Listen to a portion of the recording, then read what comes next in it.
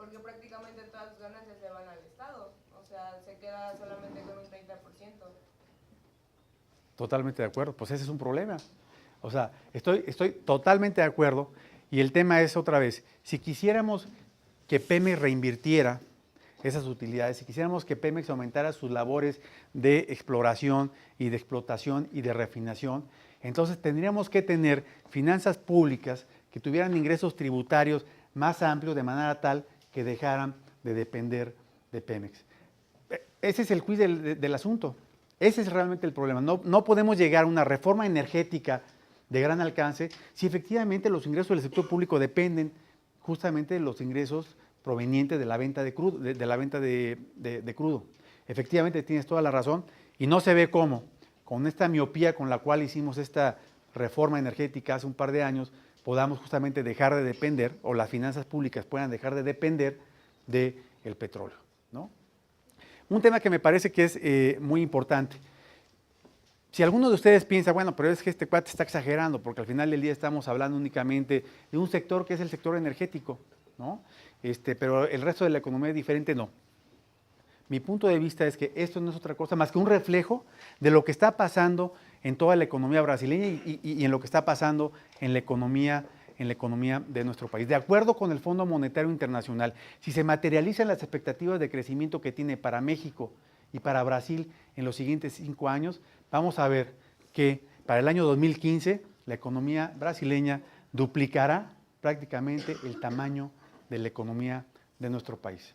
Esto resulta realmente preocupante, ¿no? Insisto, esto debe de ser una llamada de atención con respecto a lo que hemos hecho o hemos dejado de hacer, tal que otros países, en este caso particularmente Brasil, nos ha superado de una manera muy importante, ¿ok? Nada más para que lo tengan ustedes como dato, en el año 2002, la economía de México, el Producto Interno Bruto de México era cerca de 10% más grande que el PIB de Brasil. Entonces, realmente llama poderosamente la atención lo que está sucediendo para desgracia de nuestro país. ¿Por qué es importante la transformación estructural de una economía? Esto es un oye, ¿sabes qué? Me voy con el doctor Rodríguez a un partido de básquetbol. Entonces, ¿sabes qué? Si no llego muy tarde, te marco y si no, pues nos hablamos. Ya está. Gracias. Perdón, ¿eh? Vean ustedes este ejemplo, ¿no? Que construimos con información real, con información observada. El comportamiento de México y de China hasta finales de la década de los 70 era el mismo. De hecho, si ustedes se dan cuenta, se sobreponen las líneas, ¿no? La verde de México y la roja de China. Es decir, las tasas de crecimiento de México y de China eran para todos los fines la misma. Sin embargo, los chinos a principios de la década de los 80 empezaron un proceso de cambio estructural muy importante, aprobando reformas como las que no hemos aprobado en México, ¿no? Esta política se conoció como política de puertas abiertas y permitió que la economía de China empezara a crecer más que la de México. Esto es lo que pasó en los primeros 10 años después de la implementación de estas reformas estructurales tanto en China con respecto a México. Sin embargo, lo que es muy claro, ¿okay? Y es el mensaje que quiero que ustedes tengan en la cabeza, es que es lo que ha sucedido en otros países, en donde se han implementado cambios del estilo de las que se hicieron en China. Después del 10º año, el crecimiento de la economía china fue explosivo, ¿no? Una vez que se hace sentir el impacto de la transformación estructural en la economía o en el Producto Interno Bruto, pues vean cómo ha crecido la economía de China. Ustedes pueden decir, oye, es exagerado, ¿no? Bueno, no se vayan muy lejos, ¿no? En el 2009 la economía china creció 10% y la de México cayó 6.5%, ¿no? Y así es como año con año se va construyendo una historia diferente, ¿ok? Y es la historia que no hemos podido construir en este país. E insisto, es el gran reto que todos y cada uno de ustedes tienen. Déjenme compartir me faltan ya nada más dos laminitas, este ejercicio que hizo el Banco Mundial, se dio a conocer hace un par de semanas con respecto a las principales potencias en el mundo en los siguientes 20 años. Y aquí hay temas bien interesantes, ¿no? Aquí hay temas bien interesantes. En el año 2019 la economía más grande del mundo evidentemente no será la norteamericana, sino la China. Y ustedes podrán decir, no, eso ya lo sabíamos. No. Esto se esperaba que sucediera en el año 2050. En el año 2050. Por eso, y paso a contestar la pregunta de uno de tus compañeros o compañeras, efectivamente, hay un saldo de países ganadores y perdedores con esta crisis. Los países avanzados fueron los más golpeados, principalmente Estados Unidos, mientras que las economías emergentes han sido las más beneficiadas, principalmente las asiáticas y dentro de estas, China. En el segundo lugar, evidentemente, queda Estados Unidos. Y en el tercer lugar, algo que llama poderosamente la atención, se cuela Rusia y desplaza al cuarto lugar a Japón. ¿Ok? Vean ustedes entonces, dentro de las tres potencias más importantes a nivel mundial, vamos a encontrar a dos economías emergentes. Pero la cosa no para ahí. En el lugar número 7 vamos a encontrar a Brasil y en el lugar número 8 a la India. Esto es, dentro de las 8 economías más grandes del mundo, de aquí al año 2019 vamos a encontrar a 4 economías emergentes. Las 4 que, por cierto, forman parte de este grupo que se llama BRIC, del cual seguramente ustedes han escuchado mucho. ¿Okay? La mala noticia es, México no figura como un protagonista en este nuevo concierto económico mundial. E insisto, esto es algo que nos debe de preocupar sobremanera. Hace unos días me invitaron a dar una plática a Guadalajara y uno de los empresarios me comentó, oye Manuel, pero es que eso de poco les sirve a los chinos, ¿no? Si el ingreso per cápita, si la riqueza per cápita de los mexicanos es mucho más grande que la riqueza per cápita en China. Yo le decía, pues sí, tienes razón, fíjate, tienes toda la razón. Pero lo que nos debe de preocupar, pues no es eso, sino la tendencia hacia adelante, ¿no? Es decir, en ese momento, sin mayores elementos, yo lo que le decía es, yo estoy seguro que en algún momento, si los chinos y los mexicanos seguimos creciendo estas tasas, pues en algún momento nos van a alcanzar. Entonces regresé a la Ciudad de México y en el área de investigación económica hicimos un ejercicio que me gustaría compartir con ustedes. Esta es la forma en la que ha evolucionado la riqueza per cápita en México, en Estados Unidos y en China. Vean lo que ha pasado en la última década, en los últimos 10 años, estos son datos observados. El PIB en México, el PIB per cápita de México creció 44% y en China creció 353%. ¿Okay? Es cierto, ¿no? El PIB en México es casi lo doble hoy de lo que es en China. Pero esto es lo que yo comentaba, este crecimiento es lo que nos debe de llamar la atención. Hicimos una serie de proyecciones macroeconométricas de ambas economías y encontramos que dentro de 10 años el ingreso per cápita de China será ya superior al ingreso per cápita de México. Y de continuar esta tendencia de crecimiento, lo que vamos a ver es que dentro de otros 10 años el ingreso per cápita de China será superior al de Estados Unidos, ¿no? De manera tal que parecería pues que este gran letargo por el que atraviesa la economía mexicana nos está llevando cada vez más y más a perder espacios a nivel mundial. Y la gran pregunta que nos debemos de hacer es ¿qué es lo que tenemos que hacer para que este país sea más competitivo, para que aumente los niveles de productividad y tengamos la capacidad de corregir ese primer problema que comentábamos al inicio de la presentación, cómo generar más y mejores empleos, porque ahí derivan, y ya lo comentábamos también al inicio de la presentación, muchos de los problemas por los que atraviesa el mundo y por supuesto México, ¿no? Entonces, insisto, de ahí la importancia que ustedes sean buenos estudiantes, que aprovechen de estar en una universidad del prestigio y reconocimiento como lo tiene la UDLAP, y por supuesto que, insisto, la responsabilidad que tienen ustedes hacia adelante es muy importante. Regreso al tema, y con esto concluyo mi plática, regreso al tema de hace un momento, ¿no? En otros países en donde se han instrumentado cambios estructurales como los que no hemos hecho en México, se ha encontrado que en promedio tardan en tener un impacto sobre el Producto Interno Bruto 10 años. Esto quiere decir que aún en el mejor de los casos, tenemos que esperar eso, a lo mejor por ahí del año 2020 México podría, si mañana estuvieran todas estas reformas, tener un mayor crecimiento. Ayer platicaba con el doctor Derbez, hijo, a mí lo que me preocupa es que en todos estos procesos electorales. Este año tenemos 6 elecciones para gobernadores. En octubre se designan a los precandidatos presidenciales para el año que entra. En diciembre empiezan las precampañas. El año que entra son las elecciones. Hijo, me preocupa sobremanera que en este proceso electoral pues nuevamente se dilate la presentación y la aprobación en las cámaras de todas estas reformas que el país requiere, ¿no? Y entonces, a los 10 años que toman estas transformaciones en impactar el Producto Interno Bruto, pues hay que sumarle los 2 años que seguramente perderemos por este proceso electoral. Insisto, me parece que hemos estado perdiendo el tiempo, que hemos desaprovechado la gran oportunidad de tener al mercado más grande del mundo al lado. Y pues bueno, ni hablar, ustedes tienen un gran reto por delante, estoy seguro que con profesores como el doctor Derbez, pues la tenemos más fácil. Yo termino hasta aquí mi presentación y pues no sé qué quieres que hagamos, mi queridísimo Luis Ernesto. ¿Preguntas para el licenciado?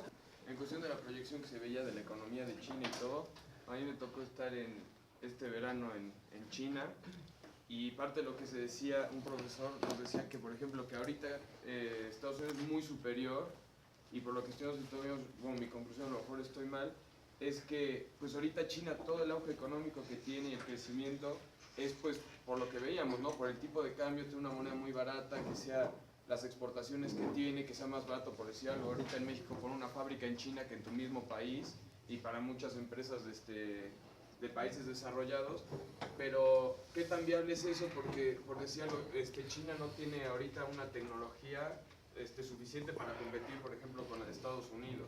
Y tiene muchas reformas estructurales también que si no se llevan a cabo, pues puede pasar, por decirlo, como fue México en su momento, que era un país textil, pues, de mano de obra y todo, por decirlo, como un boom, ¿no? Por decir, como países bananeros, ¿no? Que tú exportas un montón de bananas o un montón de fruta o de cosas, pues China ahorita puede nada más exportar mano de obra u otras cosas, pero pues puede ser, si no se llevan las reformas necesarias, puede ser que igual y no llegue al lugar en la economía que se muestre, no sé, puede ser que sí por cosas económicas, puede ser que no sé, es lo que yo quería preguntar, ¿qué tan probable es?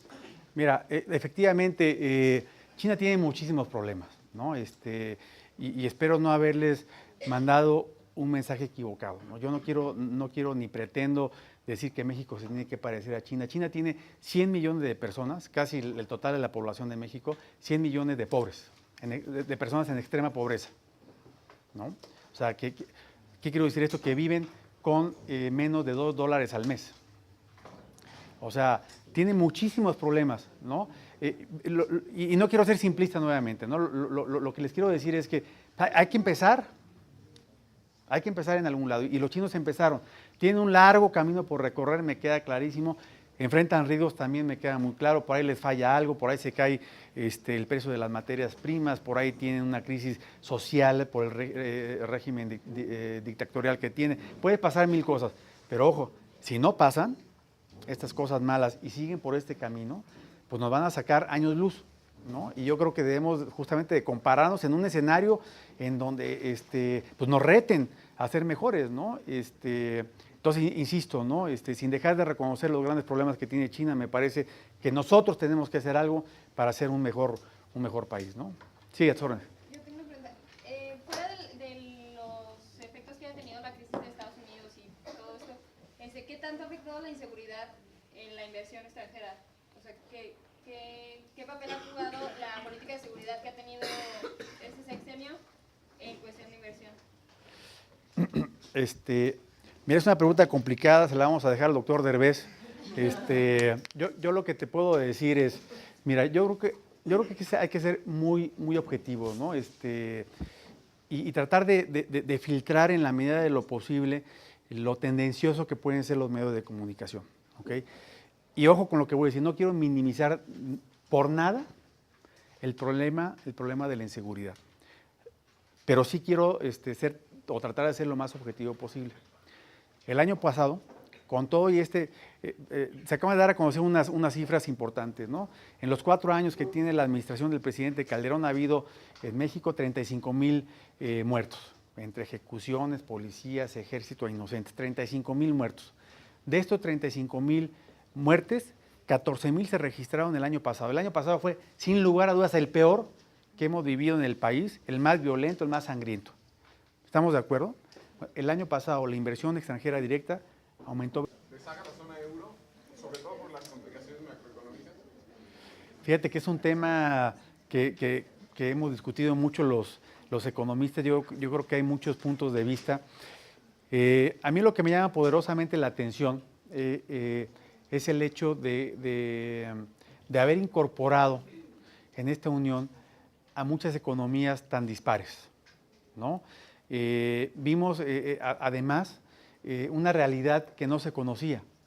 Los griegos, miren, ahí les va esto para que vean, ¿no hay ningún griego aquí? Ok. ¿Tú? ¿Allá? No. Sí, no. Pensé que habías alzado la mano. Ok. Bueno, ahí les da, mire, los griegos pueden ser igual o más tranzas que los mexicanos, ¿no? O sea, son realmente bien agresivos estos cuates, ¿no? Y nada más para que ustedes se den una idea de hasta dónde pueden llegar, y ahí está el origen, o parte del origen de la problemática, ¿no? Hace 2 años, el gobierno de Atenas decidió establecer un impuesto adicional al predial, digamos al equivalente al predial que pagamos aquí en México por las casas, por los terrenos, ¿no? Pero este impuesto adicional era para todas las casas que tuvieran alberca. Entonces, si tú tenías una alberca en tu casa, además del predial, tenías que pagar un impuesto por la alberca, ¿no? Entonces, se aprobó en la Cámara de Representantes, se aplicó el impuesto, ¿ok? Y el primer año, cuando se establece este impuesto a las albercas, únicamente llegaron a pagar el impuesto sobre las albercas 40 personas. 40%, 40 personas o 40 familias. Se hizo un censo y había alrededor de 1,700 casas con alberca, ¿no? O sea, estos pates pues, les vale gorro pagar impuestos, ¿no? No sé si me explique, ¿no? Y lo saco a colación porque porque Grecia se vendió muy bien en la Comunidad Europea y escondió una realidad que era muy importante, ¿no? Que era toda la vulnerabilidad fiscal que tenían. Los países, ¿qué tan importante es esto que les estoy diciendo? Los países que están en la Unión Europea tienen o tenían como requisito tener cuando mucho un déficit fiscal como proporción del Producto Interno Bruto del 3%. Cuando se destapa toda la manipulación de las estadísticas por parte del gobierno de Grecia y se saca una medición real del déficit fiscal, se encontró, y después ya se reconoció oficialmente por parte del gobierno de Grecia, que el déficit era del 14%, ¿no? Y esta es la condición de muchos países periféricos, que es como se conocen ahora los países pequeños de la Comunidad Europea. El gran problema, insisto, que tiene una condición fundamental muy diferente a la que tienen los grandes países europeos como son Alemania y Francia, ¿no? A mí me parece, cuando me han preguntado qué va a pasar, principalmente con el euro, ¿no? Y con estos países, me parece que en una coyuntura tan delicada como la que está viviendo todavía el mundo, ¿no? El que uno de estos países llegara a salir de la comunidad implicaría o desataría una expectativa de que la Comunidad Europea tronaría y que el euro desaparecería, ¿no? Y entonces eso, desde mi punto de vista, ocasiona un problema de proporciones mayúsculos, ¿no? Entonces mi respuesta puntual es, al menos en el corto plazo, y yo diría, quizá en un par de años, no veo ni que vaya a desaparecer el euro, ni que vayan a salirse estos países. Oye, cuando las condiciones estén dadas, me parece que claramente se van a cuestionar muchas cosas. De saque, ya dejaron fuera a Turquía, que estaba por entrar a la comunidad, ¿no? Entonces me parece que van a ser mucho más selectivos y que se va a pensar mucho qué hacer justamente con estos países periféricos que hoy enfrentan un problema fiscal muy importante. Recordemos algo, desgraciadamente sabemos por experiencia que los problemas fiscales no se corrigen de un día para otro, ¿eh? No hicimos demasiado hincapié en la presentación, pero el principal, o uno de los principales problemas de México en los 70s y en los 80s, lo mencionamos por ahí nada más, fue los altos niveles de endeudamiento y el gran desequilibrio fiscal, ¿no? Nos costó muchísimo trabajo corregir estos desequilibrios, ¿no? Sabemos, insisto, que no se corrigen rápido y sabemos que la medicina es muy amarga, ¿no? Para corregir el balance fiscal de un país, pues básicamente lo que te dice la teoría económica es que tienes que hacer 2 cosas, ¿no? Tienes que aumentar impuestos y disminuir el gasto del gobierno, ¿no? Y eso significa, como estamos viendo en el caso de Grecia, recesión. Entonces, bueno, les queda a nuestros colegas en Grecia, en Hungría, en Portugal, en fin, pues un largo camino por recorrer. Insisto, ¿no? En esta coyuntura, el sacar a uno de estos países me parece que implicaría darles la estocada final, ¿no? Así que no creo que lo hagan, ¿no? Así es como lo veo. Sí, a ver, allá. Usted nos mencionó que se necesitaban hacer transformaciones estructurales en el país. Además de aquellas del sector energético y de recaudación, ¿a qué otras se refiere? ¿Y cuáles son las posibilidades de que estas se lleven a cabo, tomando en cuenta el costo político de cualquier representante que se atreva a hacerlas y el nivel de desinformación que existe en la sociedad? Pues es un tema importantísimo, y también lo hemos platicado mucho con el doctor Derbez. Es que son muchas cosas, ¿no? Se tienen que hacer muchos cambios, se tienen que hacer, para mí, déjame ponerlo en estos términos, para mí las más importantes son la fiscal, y ya vimos de qué es lo que se trata, ¿no? De tener una recaudación tributaria más sólida. Oye, aquí estamos entrampados, ¿no? No, es que cómo van a aumentar los impuestos. Ok, no aumentemos los impuestos, pero por Dios que todo el mundo pague, ¿no? Es decir, que tengamos una base más amplia y más equitativa. No sé si me explique, ¿no? O sea, el comercio informal, etc., es algo que daña mucho a la economía del país, ¿no? Y seguimos siendo sus papás, el doctor Derbez, su servidor, seguimos siendo los mismos los que pagamos más impuestos, ¿no? Entonces, pues claramente eso te desincentiva mucho. Entonces yo creo que, si no queremos aumentar impuestos, no los aumentemos, pero que todo el mundo pague, vaya, ¿no?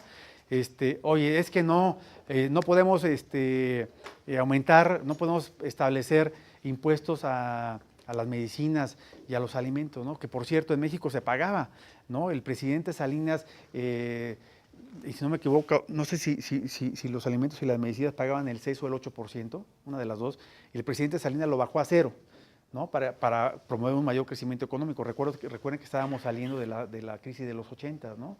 Y desde entonces se convirtió en un estandarte político, ¿no? No aumentemos los impuestos porque vamos finalmente a perjudicar a las clases más vulnerables. De mi punto de vista no es así. Los más favorecidos con el pago de impuestos es la gente pobre, ¿no? Porque a ellos les va el drenaje, el alcantarillado, las escuelas, el alumbrado público, en fin, ¿no?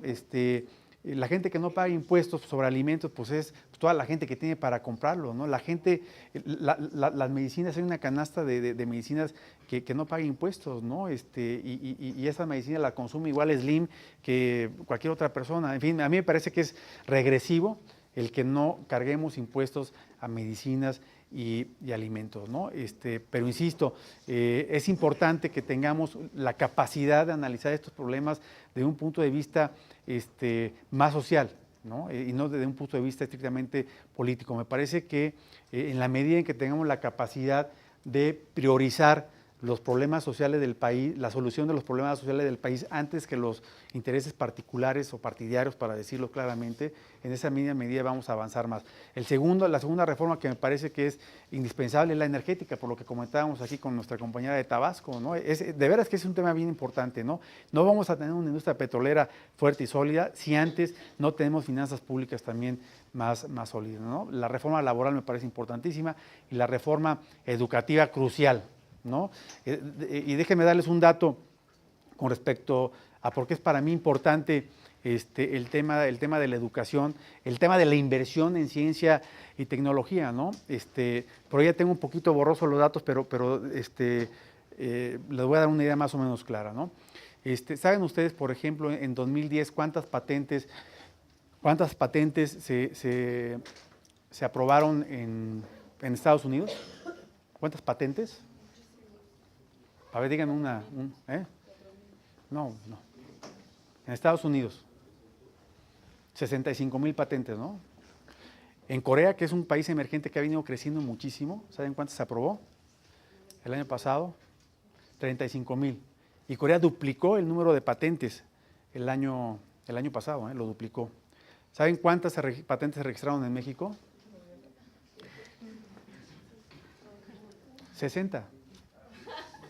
O sea, es ridículo. O sea, no puede ser un país que no invierte en ciencia, en tecnología y en términos generales en educación, no puede ser un país desarrollado, por Dios, ¿no? En fin, bueno, sobre el tema de reforma nos podemos pasar un buen rato hablando, pero yo diría, sí, claramente necesitamos una transformación en muchos campos, ¿no?